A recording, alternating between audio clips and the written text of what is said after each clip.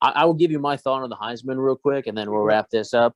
Right now, they said that C.J. Stroud is the leader in Vegas. Now, that changes every week. If he has a horrible game here against right now, I think it's a two-man race. And I think if you took the body of work, as they say, I can understand why somebody would say, hey, it's Bryce Young. They usually take the best player on the best team. And I have news for you. Stetson He's not Bennett, the best player on his own team, though. Well, I should say the best quarterback. Because here's the other thing. I was over. Maybe we should give it to Jordan Davis.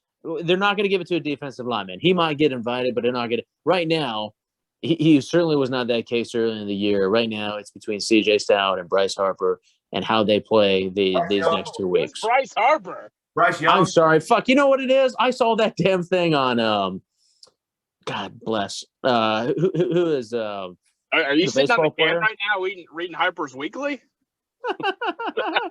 No, you know what it was, man? Isn't it Bryce Harper who plays for the Phillies? Maybe. All right. Anyways. We don't really watch baseball. Hey, go Braves. We're talking about Bryce Young, right? Yeah, Bryce Young. Yeah. Anywho, it's between Bryce Young and C.J. Stroud. I mean, it depends how they play these next 2 weeks. So, do you have any other thoughts on that, Sean or Trey? I agree with it. I think Will Anderson or Jordan Davis just for their great season because the defenses should get a look. Will Anderson does not deserve a spot on the Heisman list. I get like that he's the nation's sack leader. Yeah. He hasn't taken over any games or won any games. You know what I mean? How about Jordan Davis? Think you should just get it just for the because of the Georgia defense historically great, 7 points a game just to get invited. He's not the best player on the defense, so no. Like I mean, to me, like here's the thing: he's a great player, but he never plays third down. So I mean, it's kind of hard to justify giving it to anybody who's only on the field for 2 downs out of the 4, right? Right. You know what I love about you, Sean? Okay, your new nickname is Hopeless Sean. You know what I love about you? Georgia goes on to win a national title 52-16. Hopefully not against Ohio State. They go on to win 52-16. You're going to be sitting there and be like, what the fuck did we do giving up those 16 points? We should fire the defensive coordinator. Sean will be like, he'll win one. He'll be bitching of our recruiting class next year that we didn't get enough D linemen or outside linebackers. And I'm like, we just won the national title, mofo. Jeez. I mean, because I mean, it's about more than one season, right? Yeah, but you said that in 2017. I'm still waiting 4 years after the heartbreak. Well, Alabama, Alabama, we're coming for you. We're coming for you, all right? Trey, listen, beat that you're ass. So terrified of this.